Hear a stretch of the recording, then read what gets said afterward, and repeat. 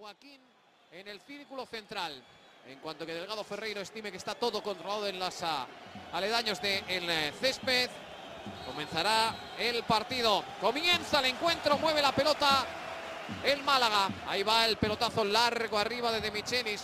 Intentó bajar la pelota de cabeza Eliseu. Pellegrini, que lo sigue intentando y intentando además hacerlo con la pelota de Michelis. Mete para Buonanotte, la deja algo corta. Aparece Isco, se va también de Piqué. Intenta abrir la pelota a la banda para Monreal. No le sale el último pase.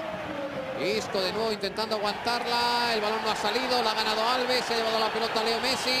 Messi que la frena. Espera, 4 hombres cerrándole. Puede perderla. Se la lleva Camacho. Tocado primero Monreal. Después Camacho. Buonanotte. La toca Monreal, aparece Sergio Busquets, que la gana todas. El balón para Messi, Messi para Xavi. Parece que acepta el reto de circular la pelota en cortito el Barcelona. Ahí está el triángulo increíble del Barcelona. En qué velocidad y precisión ha achacado el problema entre Xavi, entre Busquets y entre Leo Messi. Andrés Iniesta cambiando el juego, tocando la pelota para Alba. Prepara un nuevo cambio Pellegrini. Ahí juega la pelota Jordi Alba con Mascherano.